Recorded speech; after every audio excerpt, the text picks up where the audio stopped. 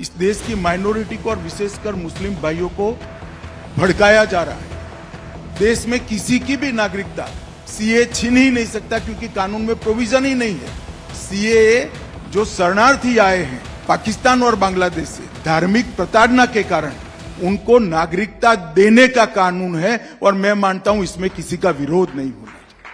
आखिर citizenship amendment act होता क्या है? हमारे ही देश में दो स्टेट ऐसे हैं, केरला और वेस्ट बंगाल, जिन्होंने साफ साफ कह दिया है कि हम सिटीजनशिप अमेंडमेंट एक्ट को अपने यहाँ लागू नहीं होने देंगे।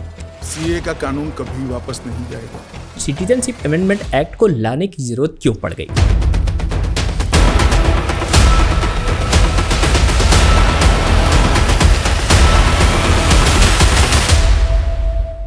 नमस्कार दोस्तों, मैं रतन सिंह, आप सभी का स्वागत है ट्रिगर न्यूज़ में। दोस्तों, आज की इस वीडियो में हम लोग बात करेंगे सीएए के बारे में, यानी कि सिटीजनशिप अमेंडमेंट एक्ट के बारे में। दोस्तों, ऐसे बहुत से लोग हैं जिनके मन में ये धारणा बन चुकी है कि सिटीजनशिप अमेंडमेंट एक्ट से उनको एक बहुत बड़ा लॉस होगा, लेकिन मैं आपको बता दूं कि ऐसा बिल्कुल भी नहीं है, क्योंकि सिटीजनशिप अमेंडमेंट एक्ट उनके लिए लाया गया है जो लोग दूसरे देश से इंडिया में आकर रह रहे हैं, यानी उन लोगों को इंडिया में नागरिकता दी जाए, यानी सिटीजनशिप दी जाए। ये है सिटीजनशिप अमेंडमेंट एक्ट का प्रावधान। लेकिन लोग क्या सोचते हैं कि सिटीजनशिप अमेंडमेंट एक्ट आने से उनके लिए ये एक प्रॉब्लम बन जाएगा। अब प्रॉब्लम कैसा, ये एक बहुत बड़ा सवाल है। इसी तरीके के कई सवाल हैं जिनके बारे में आज हम जानेंगे। तो चलिए दोस्तों, आज की इस वीडियो में जानते हैं कि आखिर सिटीजनशिप अमेंडमेंट एक्ट होता क्या है। दोस्तों देखिए, सिटीजनशिप अमेंडमेंट एक्ट सीए यानी 2019 एक्ट है, जिसको सेंट्रल गवर्नमेंट के थ्रू लाया गया था। लेकिन इसको लाने के पीछे का रीज़न ये था कि जो भी लोग बाहर के देशों, यानी जैसे मुस्लिम जो कंट्रीज़ हैं, मुस्लिम मेजॉरिटीज़ जो कंट्रीज़ हैं, उनमें जो हिंदूज़ हैं जो कि इंडिया से पाकिस्तान जैसे बांग्लादेश या अफ़गानिस्तान में जाकर रहने लग गए थे और वहाँ पर उनको बहुत ज़्यादा प्रताड़ना झेलनी पड़ रही है। यानी जो मुस्लिम कम्युनिटीज़ है वो हिंदू कम्युनिटीज़ को बहुत ज़्यादा परेशान कर रहे थे, और वो जो परेशान हिंदूज़ हैं वो जब हमारे इंडिया में आकर रह रहे हैं तो उन्हें हमें क्या कहते हैं, सिटीजनशिप देना, यानी नागरिकता देना। तो यही क्या कहते हैं, सीए का प्रावधान है कि सीए एक्ट इसीलिए लाया गया है कि जैसे ये लोग जो हैं इनको हम अपने इंडिया में नागरिकता देंगे। तो ये होता है सिटीजनशिप अमेंडमेंट एक्ट का प्रावधान, कि जो सेंट्रल गवर्नमेंट की तरफ से लाया गया है। और ये जो एक्ट है इसको 2019 में लाया गया था और ये राज्यसभा के थ्रू पास भी हो गया था। लेकिन इसके लिए बहुत सारे जो इंडिया की जो पॉपुलेशन है उसने विरोध किया, जैसे मुस्लिम कम्युनिटी ने विरोध किया कि ये एक्ट नहीं सही है। लेकिन मैं आपको बता दूं कि उनके विरोध करने का जो रीज़न था वो कहीं ना कहीं गलत था। जो इंडिया के मुस्लिम हैं या हिंदू हैं भाई लोग हैं, मैं उनसे कहना चाहता हूँ कि ये एक्ट पहली बात तो ये नहीं कहता कि इससे आपको कोई प्रॉब्लम होगी या आपकी कोई नागरिकता, जो आप पहले से इंडिया में रह रहे हैं, आपकी कोई नागरिकता छीन ली जाएगी। ऐसा कुछ भी नहीं है। ये एक्ट उन लोगों के लिए लाया गया है जो इंडिया से मतलब जो बाहर के देश से इंडिया में आए हैं, यानी जैसे बांग्लादेश हो गया, पाकिस्तान हो गया, अफ़गानिस्तान हो गया। ये 3 मुस्लिम मेजॉरिटी कंट्रीज़ हैं जहाँ से लोग यहाँ पे आए हैं जो नॉन मुस्लिम हैं, तो उनको देने के लिए इसमें आपका कोई लॉस नहीं है। ये आपके लिए एक्ट ही नहीं है पहली बात तो। इवन ये न मुस्लिमों के लिए है न हिंदुओं के लिए है। ये जो एक्ट बनाया गया है ये सिर्फ 3 कंट्रीज़ के लिए बनाया गया है। ठीक है दोस्तों, अब बात करते हैं कि सीएए यानी सिटीजनशिप अमेंडमेंट एक्ट को लाने की ज़रूरत क्यों पड़ गई। तो देखिए दोस्तों, मैं आपको बता दूं कि जो नॉर्मल सिटीजनशिप होती है वो इंडिया में 11 साल पे मिलती है। यानी अगर आप इंडिया में आकर रह रहे हैं, किसी भी कारण आपने यहाँ पे आप आए और आप मान लीजिए आप 1 साल के वीज़ा पे आए, लेकिन आपकी यहाँ पे नौकरी लग गई, आप यहाँ जॉब करने लग गए और आप यहीं रहने लग गए और आप चाहते हैं कि मैं बाहर की कंट्रीज़ की जो जहाँ पे मैं पहले रहता था जिस कंट्री में, वहाँ की नागरिकता मैं छोड़ के अब मैं इंडिया की नागरिकता लेना चाहता हूँ। तो यहाँ का जो प्रावधान है, जो नॉर्मल सिटीजनशिप एक्ट है, उसमें क्या है कि आपको इंडिया में 11 साल रहना ही रहना पड़ेगा, तो जाके आपको इंडिया की नागरिकता मिलती है, नहीं तो नहीं मिलती है।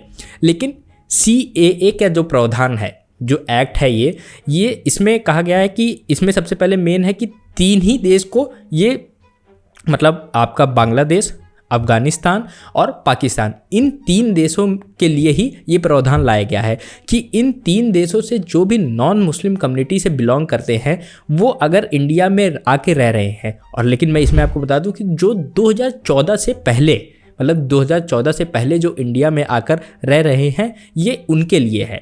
और इसमें है कि जैसे मैंने आपको बताया कि जो नॉर्मल सिटीजनशिप एक्ट है उसमें 11 साल आपको यहाँ रहना पड़ता है, लेकिन CAA के थ्रू CAA एक्ट जो है इसमें आपको सिर्फ 6 साल, मतलब 6 साल ही अगर आप इन 3 कंट्रीज से अगर आप आके यहाँ रह रहे हैं तो आपको क्या कहते हैं यहाँ की नागरिकता मिल जाएगी। तो ये है सिटीजनशिप अमेंडमेंट एक्ट।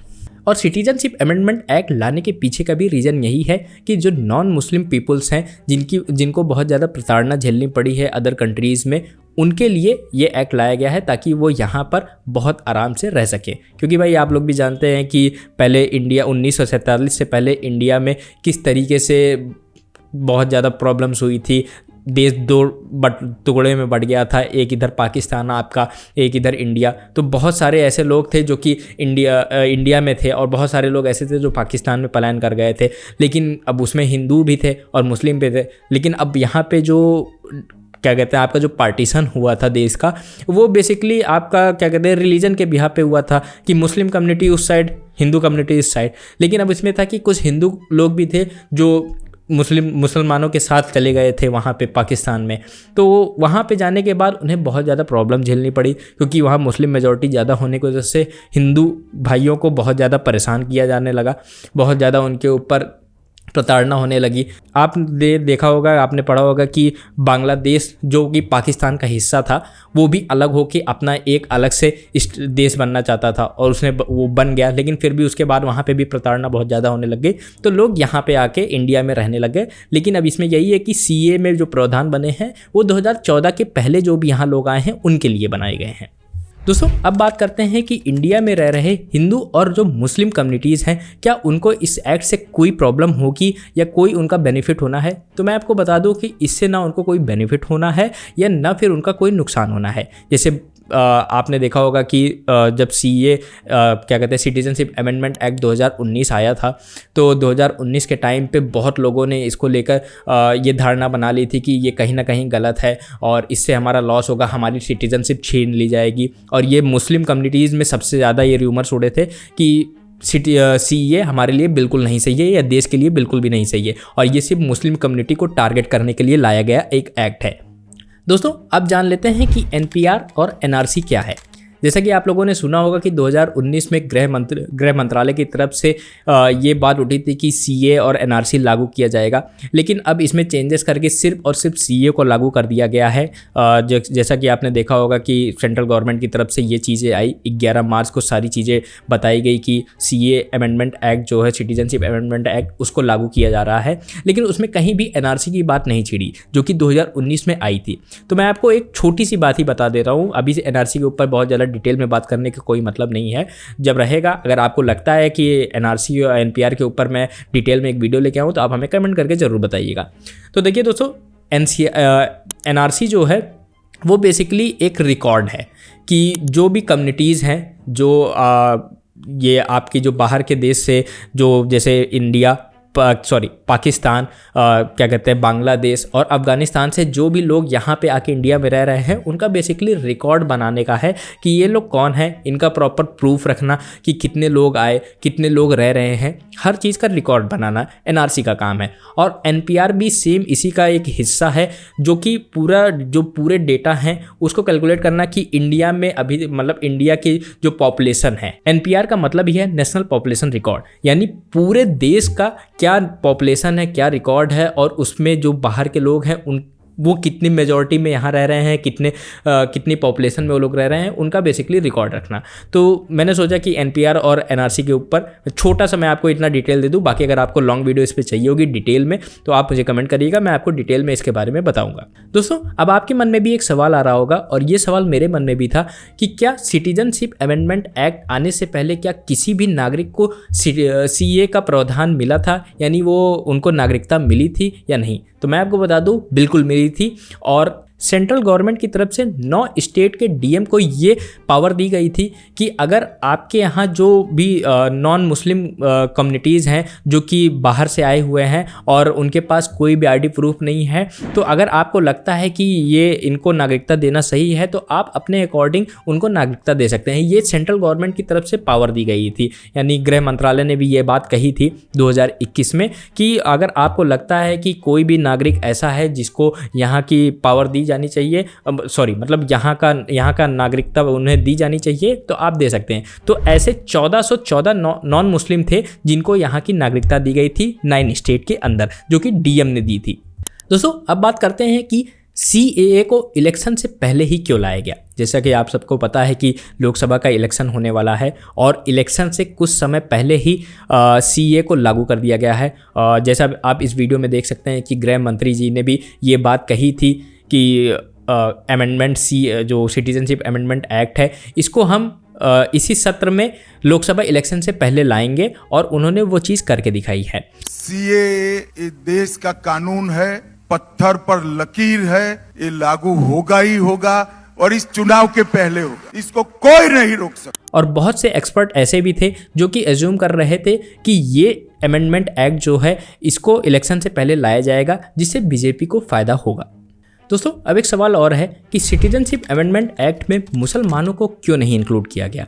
तो दोस्तों मैं आपको बता दूं कि जो मुस्लिम मेजॉरिटी कंट्रीज़ हैं वहाँ पर मुसलमानों के ऊपर कोई प्रताड़ना नहीं होती है, बल्कि जो मुसलमान कंट्रीज़ हैं जैसे पाकिस्तान हो गया, वहाँ पर हिंदुओं के ऊपर ज़्यादा प्रताड़ना होती थी। इसीलिए ये एक्ट जो है सिर्फ उन हिंदू भाइयों के लिए लाया गया है जो कि नॉन मुस्लिम में हैं, उनके लिए लाया गया है। और इन्हीं लोगों को इंडिया में सिर्फ और सिर्फ नागरिकता दी जा रही है, इसमें मुसलमानों को इंक्लूड नहीं किया गया है। लेकिन आप ये ना सोचिए कि जो इंडिया में मुस्लिम रह रहे हैं उनकी नागरिकता इससे छीन ली जाएगी, ऐसा बिल्कुल भी नहीं है। जो इंडिया में रह रहे हैं, जिनके पास वैलिड आईडी प्रूफ है, उन्हें इससे कोई प्रॉब्लम नहीं है, क्योंकि ये एक्ट उनके लिए है ही नहीं। इस एक्ट में सिर्फ और सिर्फ बाहर के जो शरारती हैं, जो बाहर से आके यहाँ रह रहे हैं, सिर्फ ये उनके लिए एक्ट बनाया गया है। तो आपको परेशान होने की ज़रूरत नहीं है। ये बात मैं बार बार कह रहा हूँ क्योंकि इसी बात को लेकर 2019 और 20 में बहुत ज़्यादा बवाल खड़ा हो गया था।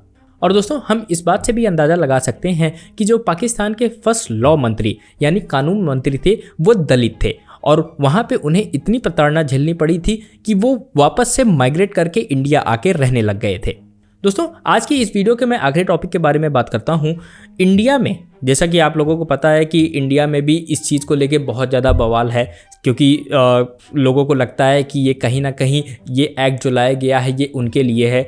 मैं कहूँ या तो हिंदू हों या मुस्लिम, दोनों में ये कहीं ना कहीं एक र्यूमर उड़ा है। और जो भी इन चीज़ों को गलत तरीके से दिखाता है, बताता है, इसके लिए तो मैं बिल्कुल सहमत नहीं हूँ कि इस तरीके से चीज़ों को भड़काना, बताना, क्योंकि इससे देश में ही दंगे फैलते हैं और ये बहुत ज़्यादा गलत है।